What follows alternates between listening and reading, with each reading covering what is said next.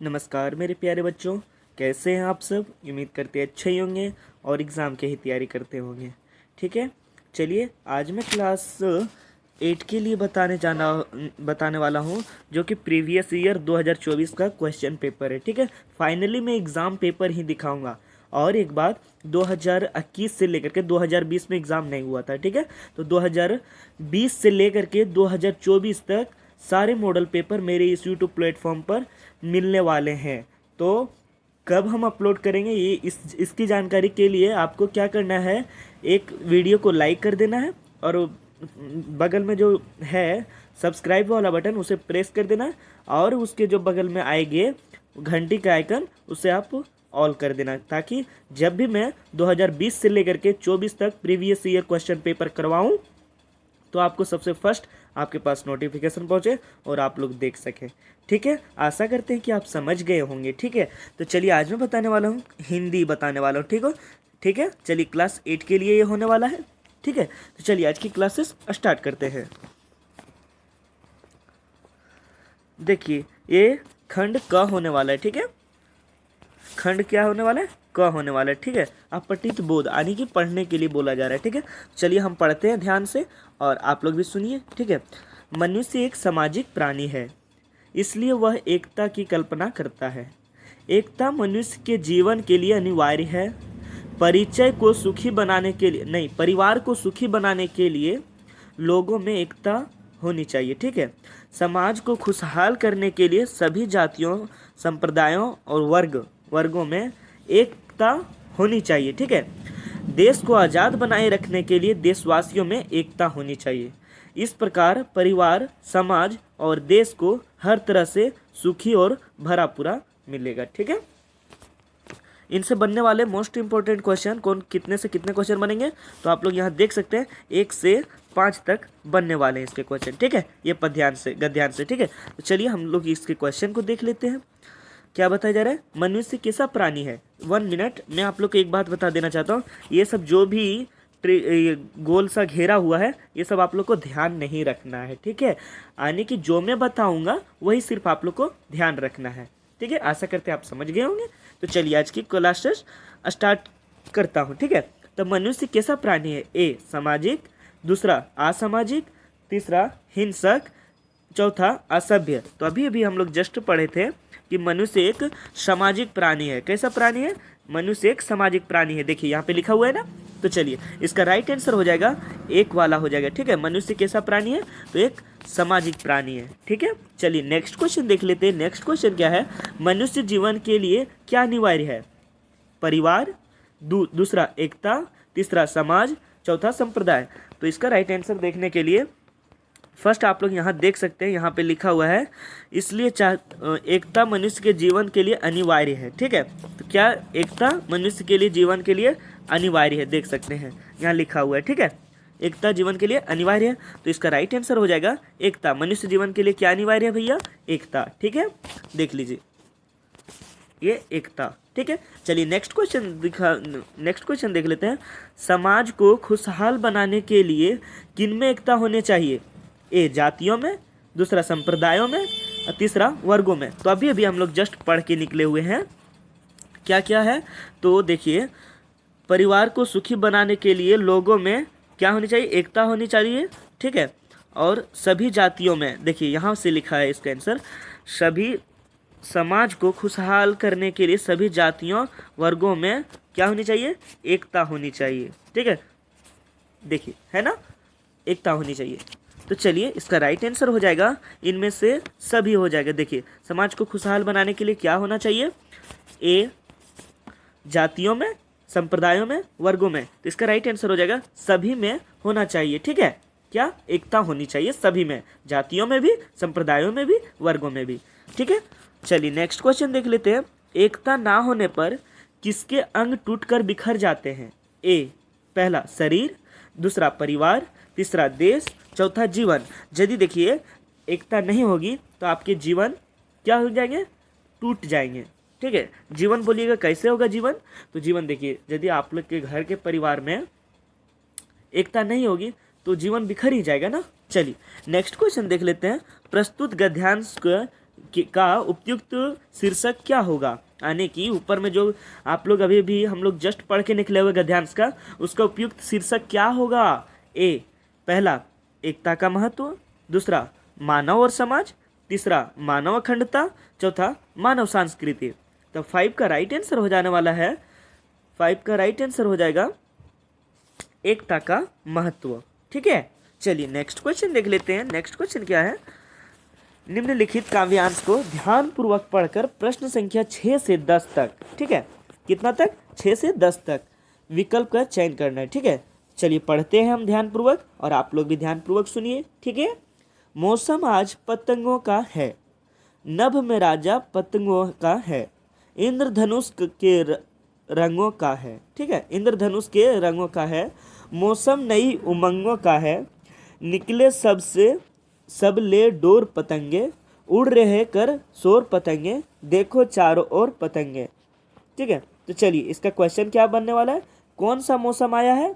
तो देखिए यहाँ पे लिखा है मौसम आज पतंगों का है ना। वहाँ पे क्वेश्चन पूछा गया किसका मौसम आया है, और यहाँ लिखा है मौसम आज पतंगों का है। तो इसका राइट आंसर हो जाएगा मेरे भाई, कौन सा मौसम आया है, तो पतंगों का। 1 मिनट मैं दिखा देता हूँ मेरे प्यारे बच्चों, ये देखिए पतंगों का। ठीक है, चलिए नेक्स्ट क्वेश्चन देखते हैं। नेक्स्ट क्वेश्चन क्या है, आकाश में किन रंगों की पतंग है, हरा, लाल, पीला, इंद्रधनुष के रंग। अभी भी जस्ट हम लोग पढ़ के निकले हैं।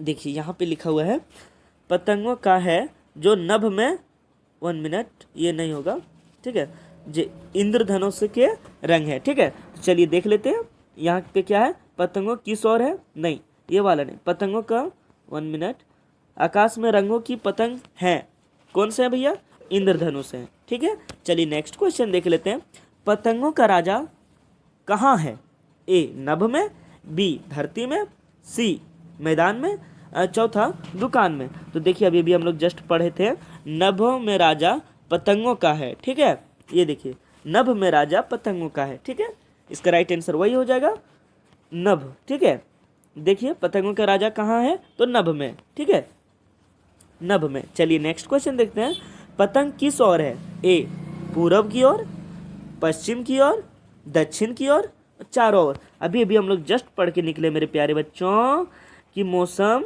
देखिए 1 मिनट, देखो चारों ओर पतंग है ना, देखिए देखो चारों ओर पतंग लिखा हुआ है ना मेरे भाई।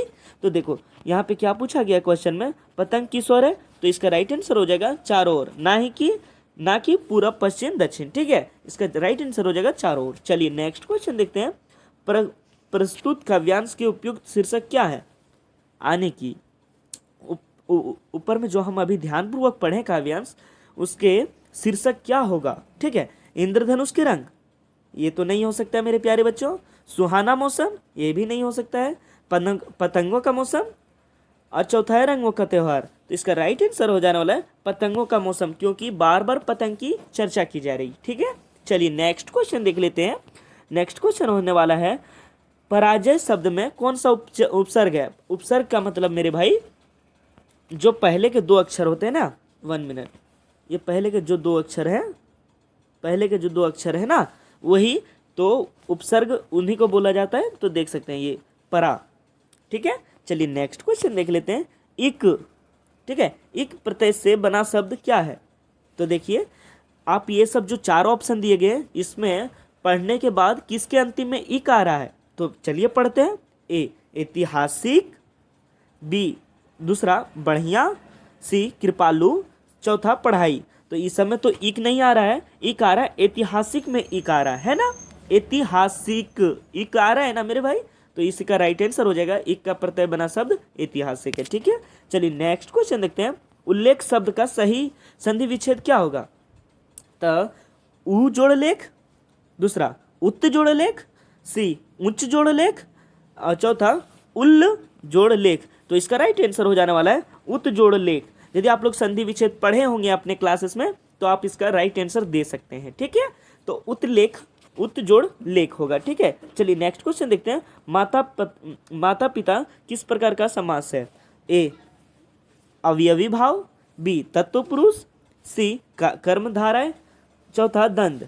तो माता पिता किस प्रकार के समास है, तो दंड समास है। ठीक है, चलिए आप लोग दंड समास के बारे में पूरी डिटेल्स में यदि पढ़े होंगे तो आप लोग का राइट आंसर मालूम ही होगा। ठीक है, चलिए नेक्स्ट क्वेश्चन पढ़ते हैं। गायक का स्त्रीलिंग रूप क्या होगा?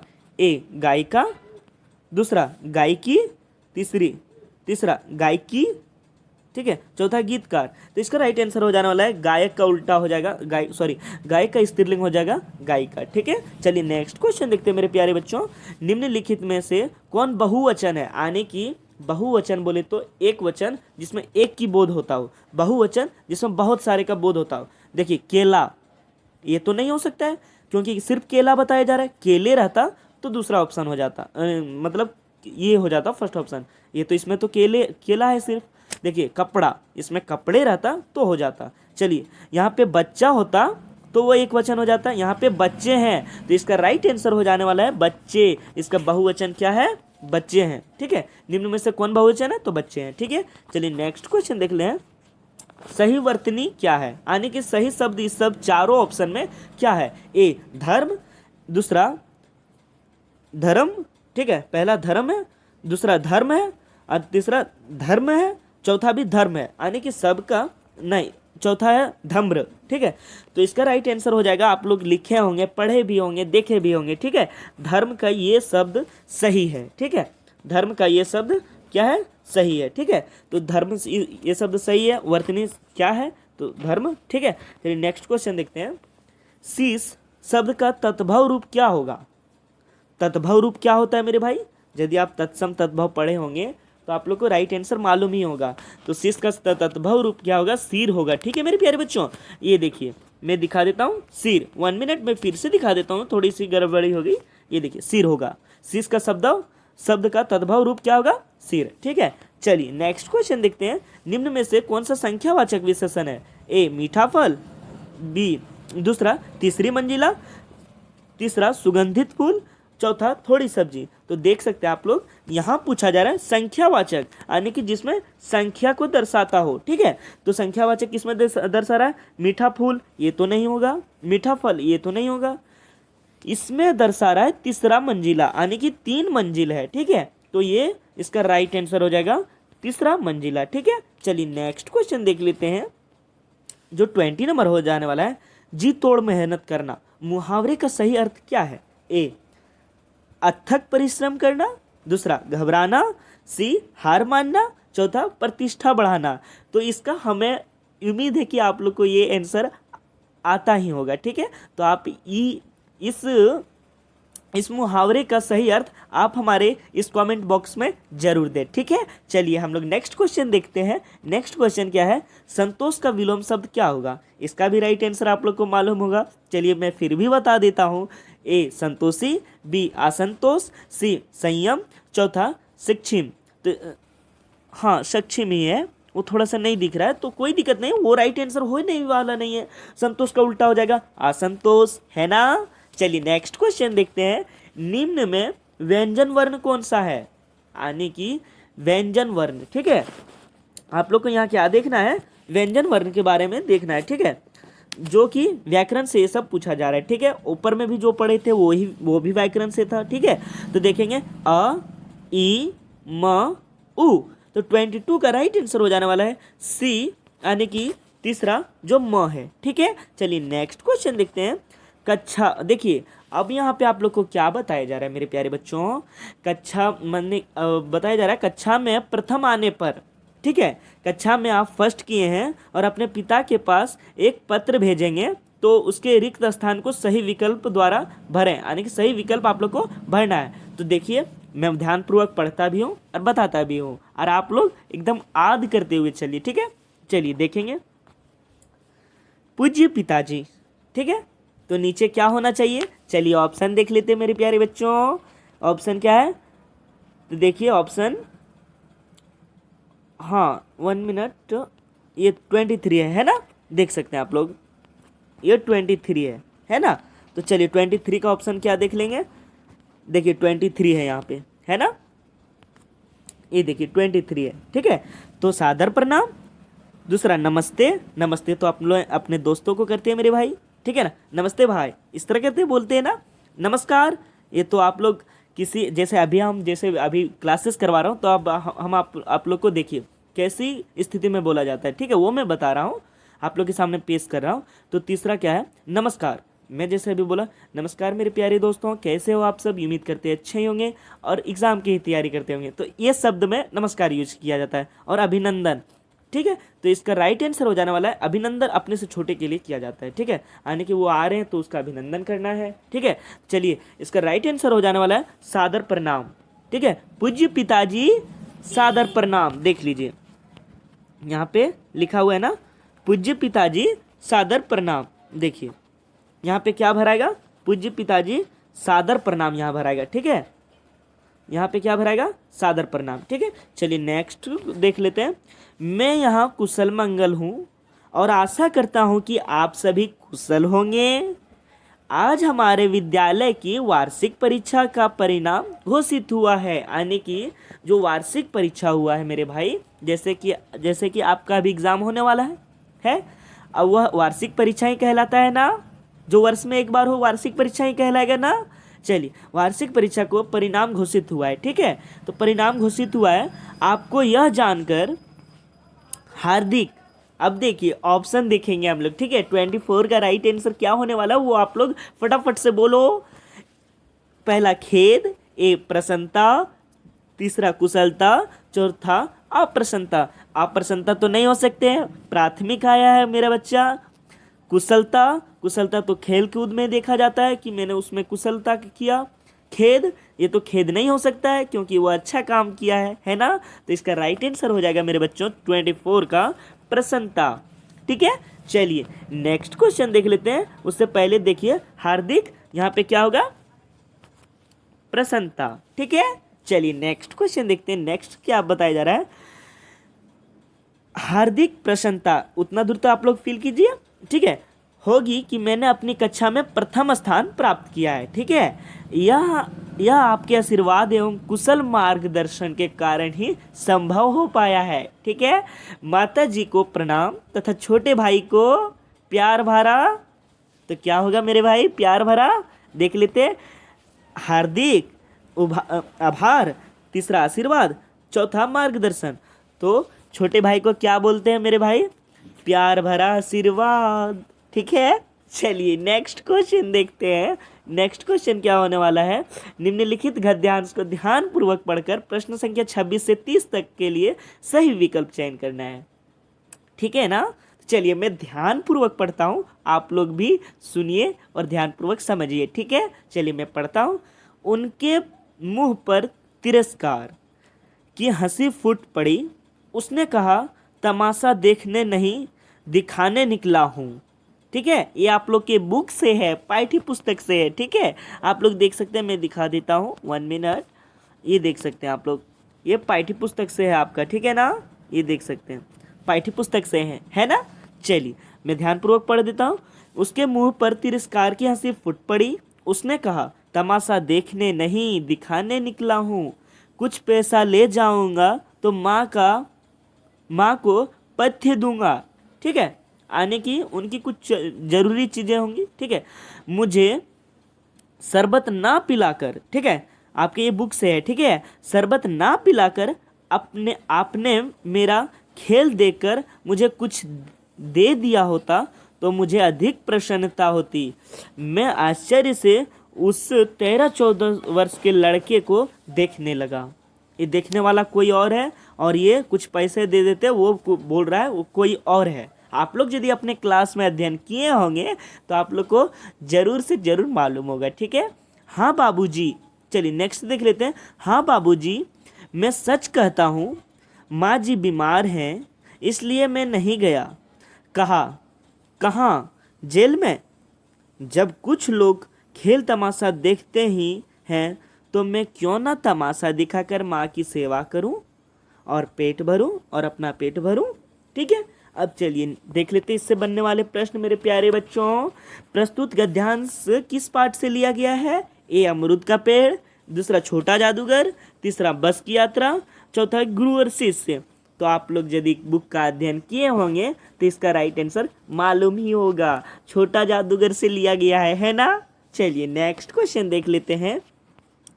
कौन पैसा कमाना चाहता है? ए लेखक, लेखक की पत्नी, छोटा जादूगर, खिलौना वाला। तो इसका राइट आंसर हो जाएगा, अभी अभी जस्ट हम लोग पढ़ के निकले थे, छोटा जादूगर पैसा कमाना चाहता है, ठीक है ना। चलिए नेक्स्ट क्वेश्चन देख लेते हैं। लेखक ने लड़के की मदद कैसे की? ए शरबत पिलाकर, मेला घुमाकर, खाना खिलाकर, झूला में बैठाकर। तो अभी अभी हम लोग जस्ट पढ़ के निकले मेरे प्यारे बच्चों, देख सकते हैं, मैं दिखा देता हूँ। ये देखिए क्या लिखा हुआ है, मुझे शरबत ना पिलाकर आप मेरे खेल देकर मुझे कुछ दे दिए होते, यही बोला है ना। तो मुझे शरबत ना पिलाकर, तो शरबत पिलाया था कौन? लेखक ने, ठीक है। चलिए, लेखक ने लड़के की मदद कैसे की? तो अभी अभी जस्ट हम लोग ऊपर में देखे हैं, शरबत पिलाकर मदद की थी, ठीक है। चलिए नेक्स्ट क्वेश्चन देख लेते हैं। लड़का कितने वर्ष का था? अभी अभी जस्ट हम लोग पढ़ के आए हैं, है ना, देख सकते हैं आप। लड़का कितने वर्ष के थे? तो ये देख सकते हैं 13-14 वर्ष के लड़के थे, ठीक है। चलिए इसका राइट आंसर हम लोग देख लेते हैं। लड़का कितने वर्ष का था? तो इसका राइट आंसर हो जाएगा 13-14 वर्ष, ठीक है। चलिए नेक्स्ट क्वेश्चन देखते हैं। लड़का पैसा कमाकर क्या करना चाहता था? ए घूमना चाहता था, मिठाई खाना चाहता था, माँ की सेवा करना चाहता था, नए कपड़े खरीदना चाहता था। अभी अभी हम लोग जस्ट देखे हैं मेरे प्यारे बच्चों, आप लोग देख सकते हैं। 1 मिनट मैं दिखा देता हूँ, 1 मिनट इधर। हाँ बाबूजी, माँ जी बीमार है इसलिए सेवा करूँ। देखिए क्या है, क्यों ना तमाशा दिखाकर माँ की सेवा करूँ और अपना पेट भरूँ, ठीक है। तो चलिए, थोड़ा सा हमको दिखाने में लेट हुआ क्योंकि मेरी भी ध्यान थोड़ी सी इधर उधर हो गई थी, ठीक है। तो चलिए देख लेते हैं, लड़का पैसा कमाकर क्या करना चाहता था? तो माँ की सेवा करना चाहता था। इसका राइट आंसर तीसरा हो जाएगा, ठीक है। चलिए नेक्स्ट क्वेश्चन देखते हैं। सम्राट अशोक पर किस विजय पाना चाहता था? देखिए क्या पूछा जा रहा है, सम्राट अशोक किस पर विजय पाना चाहता था? मगध पर, कलिंग पर, अवध पर, चौथा बक्सर पर। तो सम्राट अशोक जो थे वो कलिंग पर विजय पाना चाहता था, ठीक है। चलिए नेक्स्ट क्वेश्चन देखते हैं मेरे प्यारे बच्चों। किस पाठ में दिव्यांग महिला के धैर्य, दृढ़ इच्छा शक्ति एवं सफलता के बारे में बताया गया है? तो ये पाठ का यदि आप लोग अध्ययन किए होंगे तो इसका आसानी से आप लोग जवाब दे सकते हैं। पहला बड़े भाई साहब, दूसरा गुरु शिष्य, तीसरा अपराजित, चौथा बस की यात्रा। तो 32 का राइट आंसर हो जाने वाला है, 32 का राइट आंसर हो जाएगा अपराजित, ठीक है। किस पाठ में दिव्यांग महिला और धैर्य और दृढ़ इच्छा शक्ति की सफलता के बारे में बताया गया है? तो अपराजित पाठ में, ठीक है। चलिए नेक्स्ट क्वेश्चन देख लेते हैं। 32 नंबर करवा दिया ना? हाँ, चलिए 33 क्वेश्चन नंबर देखेंगे, ठीक है। हुंडरू का जलप्रपात किस नदी पर है? आप लोग यदि क्लास का अध्ययन किए होंगे, मैम या तो सर बताए ही होंगे। पहला कोयला, दूसरा शंख, तीसरा मयूराक्षी, चौथा स्वर्ण रेखा नदी, ठीक है। देख सकते हैं स्वर्ण रेखा नदी पर हुंडरू जलप्रपात स्थित है, ठीक है। चलिए नेक्स्ट क्वेश्चन देख लेते हैं। हमारे आचरण पर किसका गुप्त प्रभाव पड़ता है? बच्चों आप समझ रहे होंगे, है ना। संस्कार का नहीं, कुल का। ये कुल क्या होता है? कुछ भी नहीं। तीसरा संगति का, हाँ इसका राइट आंसर संगति हो जाएगा, ठीक है। हमारे आचरण पर किसका गुप्त आने की प्रभाव पड़ता है अंदर अंदर से? तो संगति का, ठीक है। यदि आप एक अच्छे दोस्त को चुनते हैं, सेलेक्ट करते हैं, तो आपकी मन में अच्छे अच्छे विचार आएंगे, वो अच्छे बोलेंगे, नहीं हमको एग्ज़ाम ऐसे क्लियर करना है, वो सर का क्लास देख करके करना है ना, इस तरह करके बोलते होंगे। तो आप यदि उसके साथ रहेंगे तो आपको भी वैसा ही कुछ सीखना पड़ेगा, आपको वैसा ही बोलना पड़ेगा, है ना। और यदि आप गलत संगत में रहते हैं तो वो तो गलत ही सिखाएगा, ठीक है। तो आप लोग, आशा होगा कि आप लोग समझ चुके होंगे जो मैं बताने वाला हूँ, ठीक है। तो चलिए नेक्स्ट क्वेश्चन देखते हैं। मरांग गोमके, ठीक है, मरांग गोमके का क्या अर्थ है? तो क्या अर्थ है मेरे प्यारे बच्चों? महान पुरुष, विद्वान पुरुष, धार्मिक पुरुष, चौथा सामान्य पुरुष। तो मरांगोमके का क्या अर्थ होता है? महान पुरुष, विद्वान पुरुष, धार्मिक पुरुष, सामान्य पुरुष। तो 35 का राइट आंसर हो जाने वाला है महान पुरुष को ही क्या कहा जाता है? मरांगोमके। ठीक है, चलिए नेक्स्ट क्लास देखते हैं। नेक्स्ट क्वेश्चन क्या है? महाराज छत्रसाल कहाँ के राजा थे? हैदराबाद, बुंदेलखंड, उत्तराखंड, सी रुहेलखंड। तो इसका राइट आंसर हो जाने वाला है बुंदेलखंड। ठीक है, चलिए नेक्स्ट क्वेश्चन देखते हैं। अमरूद का पेड़ अनंत में क्यों काटा गया? अंधविश्वास के कारण, कीड़े लगने के कारण, फल नहीं लगने के कारण, मीठा नहीं होने के कारण। तो आप लोग यदि बुक का अध्ययन किए होंगे तो इसका राइट आंसर मालूम ही होगा मेरे प्यारे बच्चों। अंधविश्वास के कारण काट दिया था। ठीक है ना? ठीक है, चलिए नेक्स्ट क्वेश्चन देख लेते हैं। नेक्स्ट क्वेश्चन क्या है?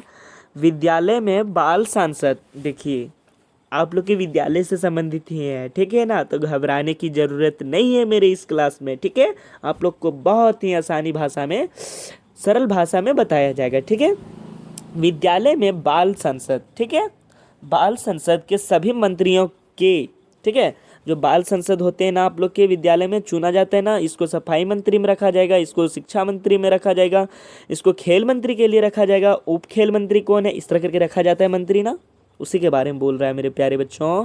मंत्रियों के कार्य को देख रेख करने का काम किस मंत्री का होता है? सफाई मंत्री, शिक्षा मंत्री, खेल मंत्री, चौथा प्रधानमंत्री। तो इसका राइट आंसर हो जाने वाला है प्रधानमंत्री को। ठीक है, देख सकते हैं प्रधानमंत्री। ठीक है, चलिए नेक्स्ट क्वेश्चन करते हैं। नेक्स्ट क्वेश्चन क्या है?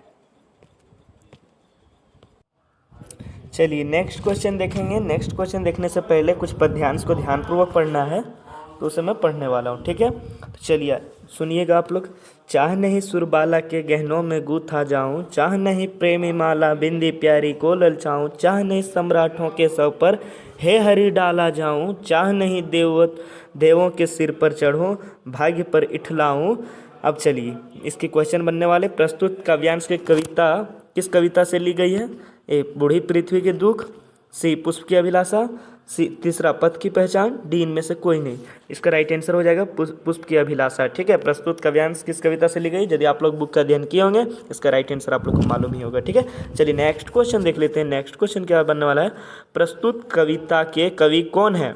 यानी कि जो ऊपर में कविता हम लोग पढ़ के आए हैं मेरे प्यारे बच्चों, उसके कवि कौन है? ए रणधीर सिंह दिनकर, और दूसरा डॉक्टर हरिवंश राय बच्चन, तीसरा माखनलाल चतुर्वेदी, चौथा सूर्यकांत त्रिपाठी। तो इसका राइट आंसर हो जाने वाला है 40 का 3 माखनलाल चतुर्वेदी। ठीक है, चलिए नेक्स्ट क्वेश्चन देख लेते हैं।